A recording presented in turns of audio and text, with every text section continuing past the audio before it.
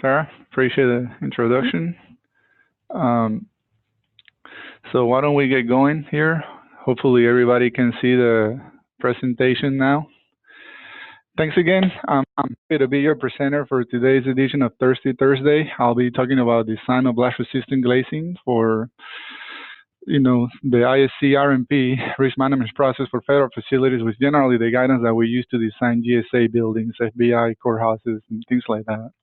Um, the Um, Here's the outline of what we're going to cover today. We're going to start by briefly, only one slide, discussing window hazards, why it's so important that in a protective structure that the windows and the glazing be designed for blast resistance. And then we're going to spend the bulk of the time getting familiar with the ISC RMP and the series of documents. Usually that's the most confusing part about this part of designs, that it's not just one document that you go and you determine what you need to do. You need to use a combination of 2 or 3 documents and see how they relate to each other. So we're going to go over that process. After that, we're going to talk in more detail about what to do when you have a blast resistant window for an FSL3, FSL4 facility. During the ISC RMP description, I'm going to talk about what is FSL. If there's one thing you want to walk out of this Thirsty Thursday webinar today, is understanding what FSL is and knowing that that is the first question that you need to ask when you are going to be working on a federal facility that has blast resistance requirement. And at the end, we'll have some summary and conclusions, just kind of highlighting the main points and open up for some questions too, if you have any. So here are some examples of window hazards and glass hazards. This is blast effects that were found after the Oklahoma City bombing in 1994, I believe. This is truly the watershed event for blast resistance and ATFP and physical security and protection, as far as like implementing that into government criteria. I'm not sure how many of you are familiar with it, but this is sort of like the infamous Ryder truck that Timothy McVeigh parked in front of the Oklahoma City federal building. It's estimated that it had about close to 5,000 pounds of equivalent TNT. So you can see on the left there how the amount of debris that got generated from glass flying really fast into the occupied space. In the middle, you can see how sharp these glass shards can be, and coming you at 1,000 feet per second, they can be fatal. And on the right side of the slide, you can see the radius of injuries related to glass flyout. And if I should have added a scale to this, but you can go by blocks. You can see how far away these things are usually thrown into, which is important though, because you need to keep in mind that sometimes you might not be the target, but if you're really close to a facility that might be targeted, you could see some glass breakout due to a blast event. So it's very important. I'm often asked as a consultant when we do assessments, if you had only $10, what would you do with it? As far as like blast protection, I will definitely put it on the glazing system because it's usually the part that causes the more letalities. So now let's continue and just talk about the design documents that you're gonna have to use for designing a federal facility. Generally, you start with the ISC RMP, risk management process for federal facilities, right here at the top. That's the document that determines the facility security level of the building. And the facility security level, as we're gonna see later, is what, depending on the assigned FSL, is what gonna tell you what do you do, from doing a prescriptive glazing installation to performing a full design threat analysis and balance design and all that. Under the umbrella of the risk management process for federal facilities, you have a series of appendices that give you complementing information. On the left, you have the design basis threat report. This is an FOUO, for informational use only, control document.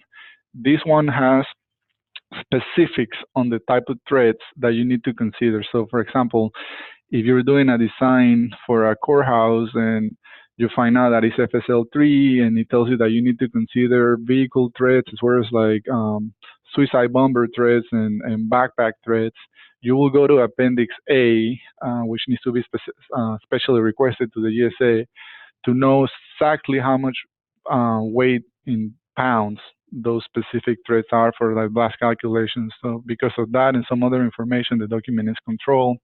Appendix B is perhaps the one that you are going to use the most because it's the one that has all the requirements and details on the implementations of the blast resistant measures that you're going to have for your building. You have some other supplemental documents like Appendix C that give you guidance to what to do for childcare centers and in terms of applying a level of protection and the risks that you're willing to take when you're designing those kind of facilities. Now, all these documents, again, we're going to see a sample here in a couple of slides on what they look like. They have requirements for protection, but sometimes they can be ambiguous or confusing, to be honest with you. That's why the GSA developed a site companion document that ultimately has the requirements that are going to be implemented in GSA facilities. I'm not going to read the whole title because it's long, but it's basically an interpretation document for facility security levels 3 and 4. And one way of thinking about this document is it represents the interpretation of the GSA on what is said on the RMP. So once you go through the process of designing a blast-resistant window for a GSA building, ultimately what the GSA interpretation document is saying is what you're going to have to implement. And we're going to walk you through a couple of examples on that here as we continue on the presentation.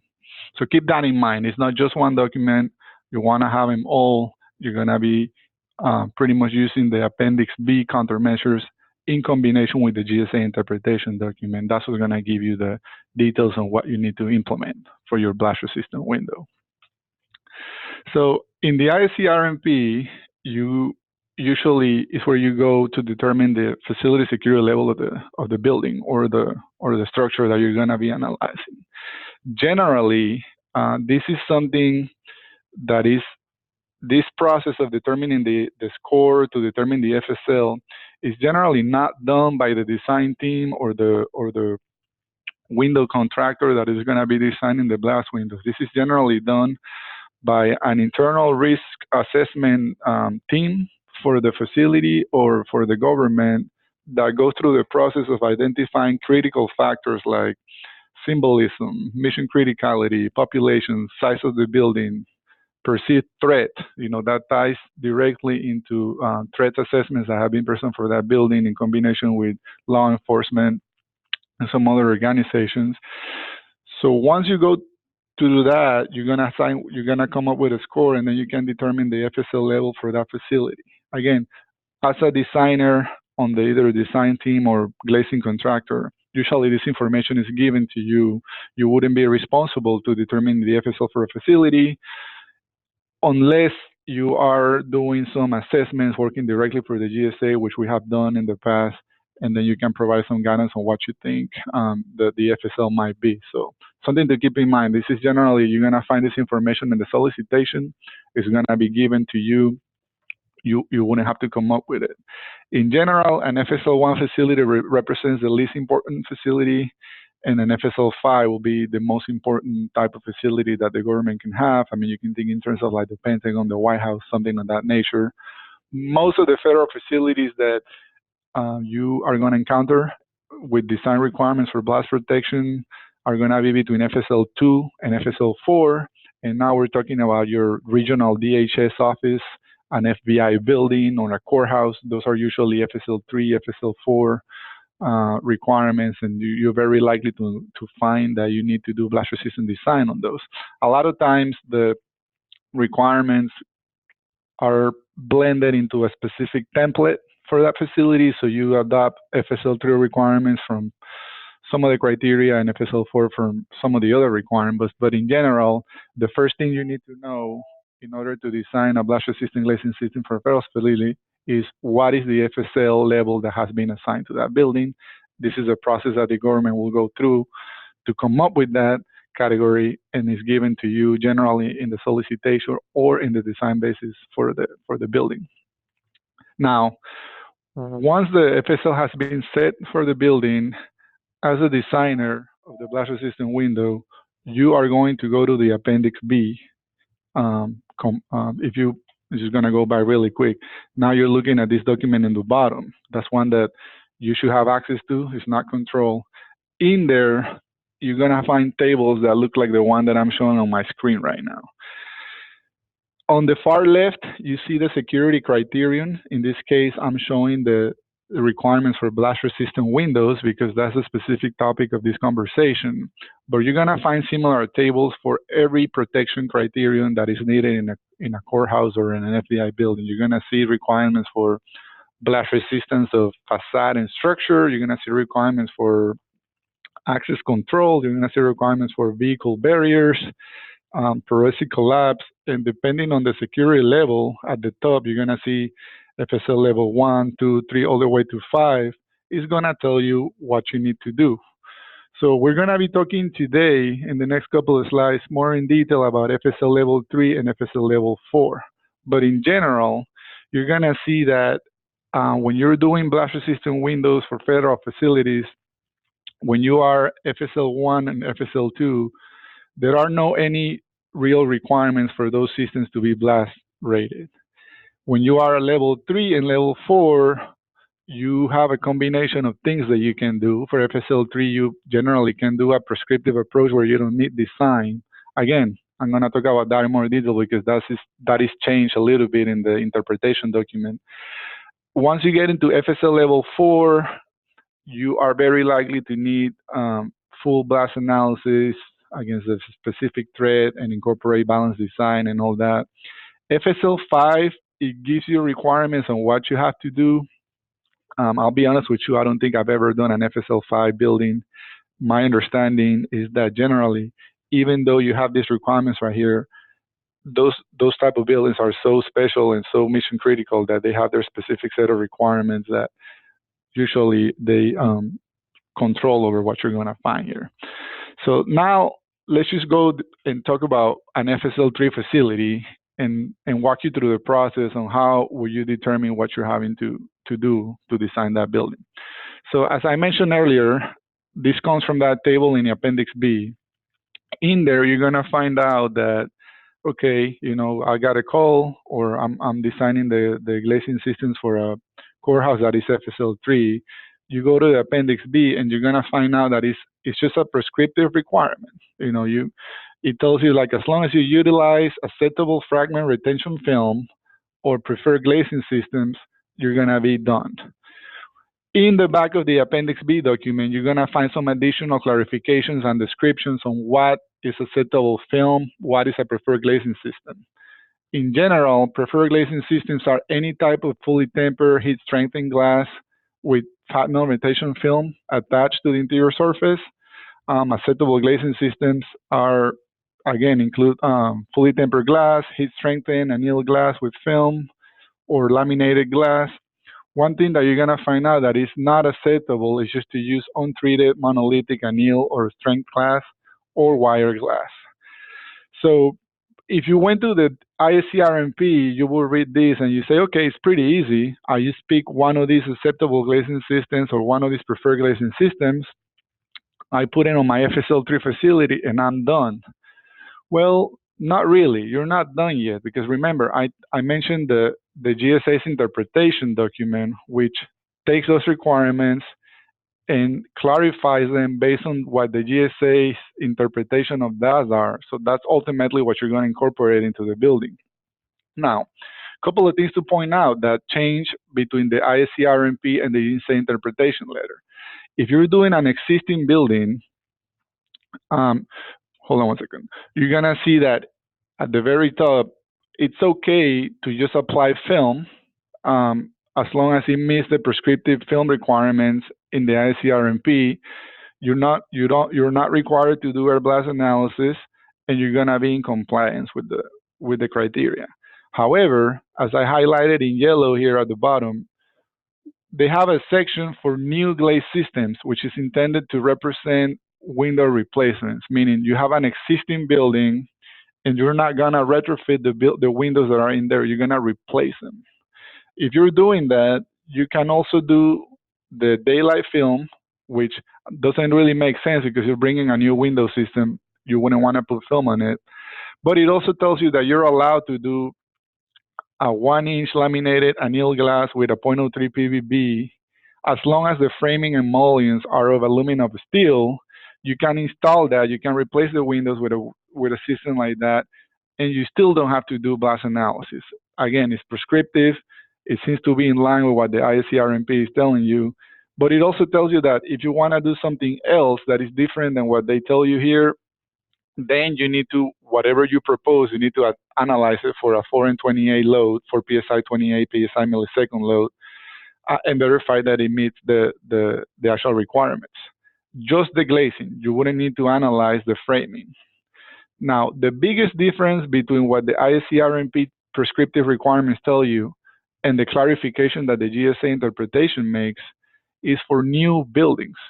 Now, if it's not an existing building, meaning you're not upgrading an existing building, it's just a brand new design, notice what I just highlighted, film is prohibited from those type of applications. So even though the ISC RMP is telling you that it's okay, you wouldn't be allowed to install film on a new building.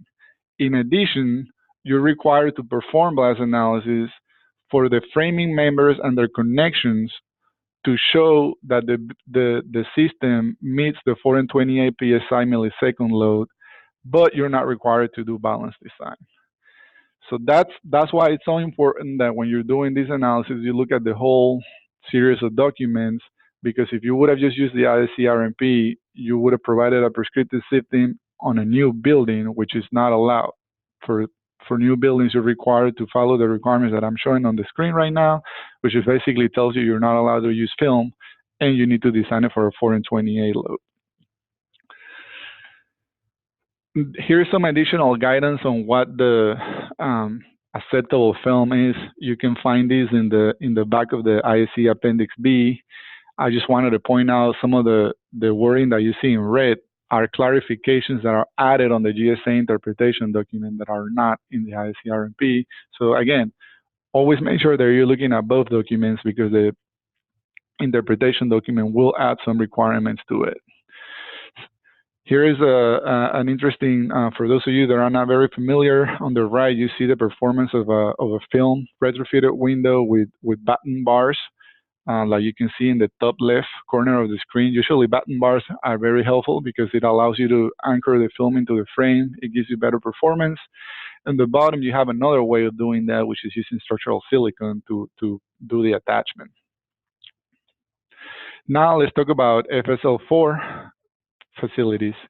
Again, from the ISC Appendix B, you're gonna find this right here that tells you basically to do a combination of setback and window treatment to make sure that you provide a window system that performs to condition 3B, and I'm going to show you that in a minute.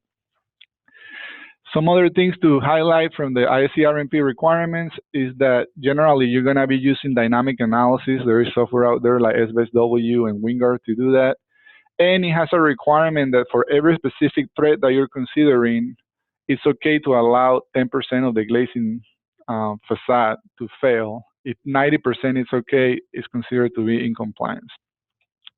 Another interesting clarification that you're gonna see between the RMP and the GSA interpretation document for facility 4, FSL4 facilities, is that if you read the back of the RMP document, it tells you that you're supposed to do balance design or design for the thread, design the glazing and the aluminum framing members against the thread. The or seems to imply that you do one or the other one, not both. So once you read this, you're thinking, yeah, okay, I know what to do. Again, you're not done yet because now you need to go to the interpretation document that adds some clarifications on top of that. In there, you're gonna see that it does confirm that you need to design for performance condition 3, confirms the 90% glazing rule. But one of the things that it clearly defines that is slightly different than what you're gonna find in the RMP is that you have to do both. You have to do the balanced window design and the thread-based design, and it gives you some requirements for both of them. It also clarifies the use of the 1 PSI peak pressure, as far as like designing the supporting structure for FSL3 facilities, And it also gives you some additional guidance on how to design your connections, which is not available in the ISC RMP Appendix B document. Here is a brief description of the performance condition table that the ISC RMP requires. Like I said, you're required to perform to performance condition 3B, which means generally your glazing is okay if it fails, as long as it falls within this, 3 meters or 10 feet of the wall. Here is a table that it was added there more for reference. It's a lot of different standards, and this is a nice, easy way to correlate them. You hear a lot of people talk about F1642 ASTM standards, and this shows you how they relate to GSA standards and Department of State and some of the other requirements. Now let's just talk about balanced design really quick. In general, I'm showing the text directly from the GSA interpretation document. But the concept of balanced design is that the glass has to be what fails first. You wouldn't want to induce failure in more important components of the window system. So when you read the requirements, you're going to find out that when you have a partial elevation window wall like I'm showing right now, you need to find the largest piece of glass. In this case, it will be like a 4x6 pane, and figure out what is the maximum capacity of that glass, and then design the rest of the system against that, not against the load.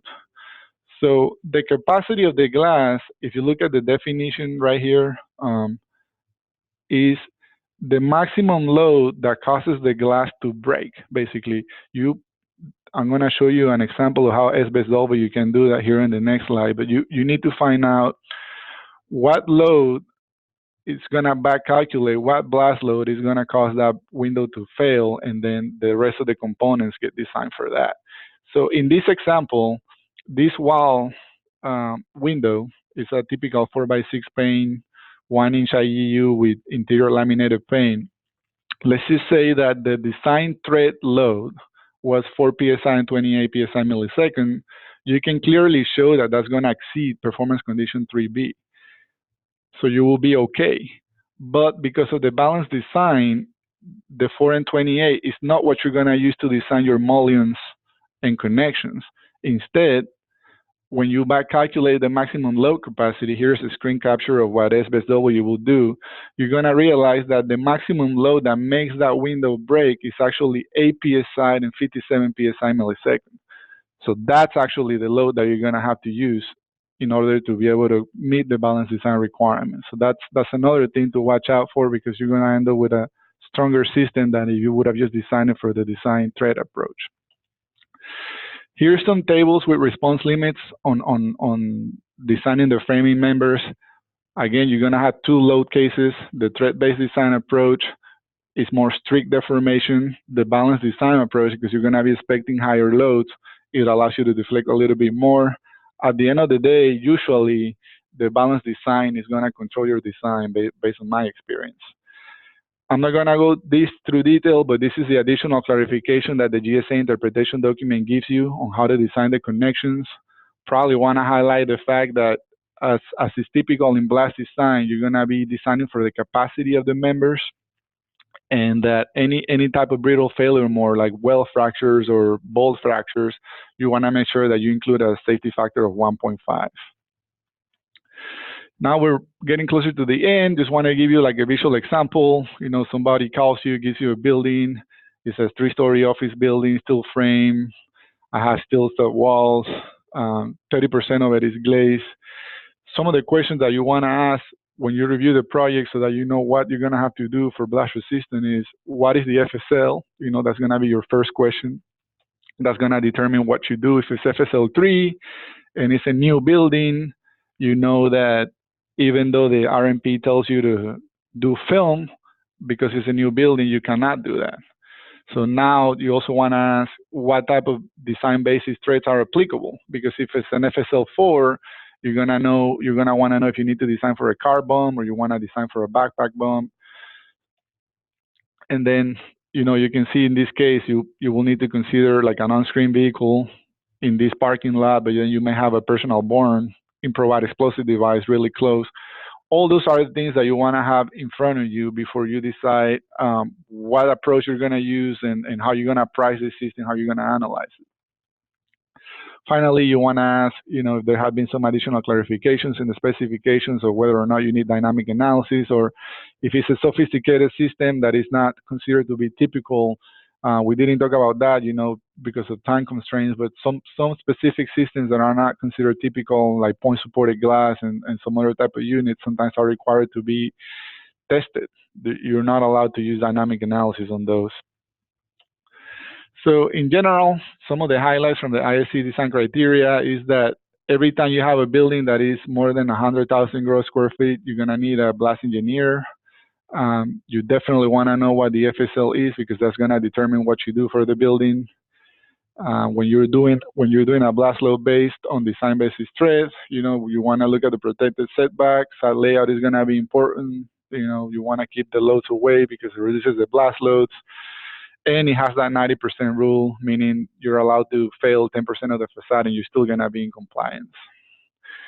Summary, again, FSL, very important to know. First question you want to ask when you're going to be doing a federal facility is typically provided to the design team and to the contractors by the government. You wouldn't be responsible to doing something like that unless you're specifically hired to do a risk vulnerability assessment for a federal facility.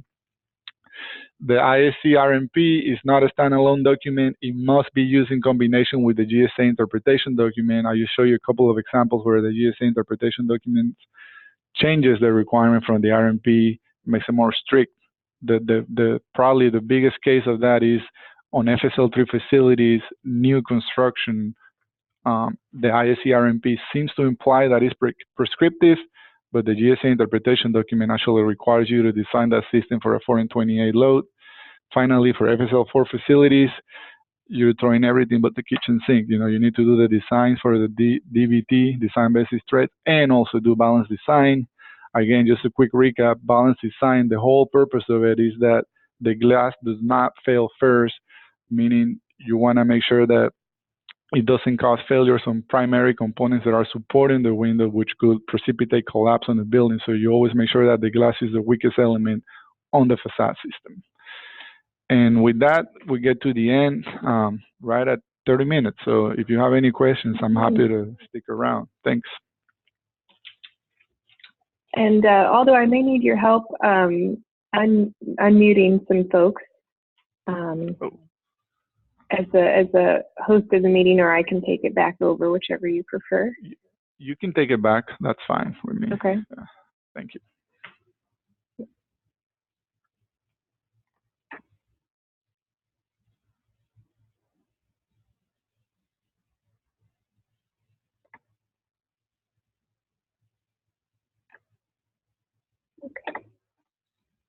Okay, everyone is unmuted now. If you have any questions, feel free to ask.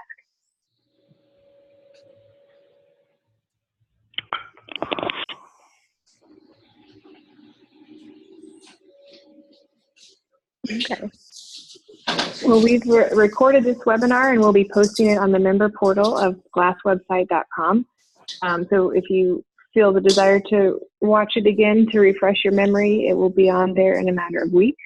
I'm sure if you have any additional questions, Aldo wouldn't mind you reaching out directly. We appreciate your time, both Aldo for giving the presentation and for everyone for attending. It looks like maybe someone might have a question. Perhaps not after all. Okay, I will let everybody go then and have a great afternoon. Thank you. Thanks, everybody. Thank Thanks. you.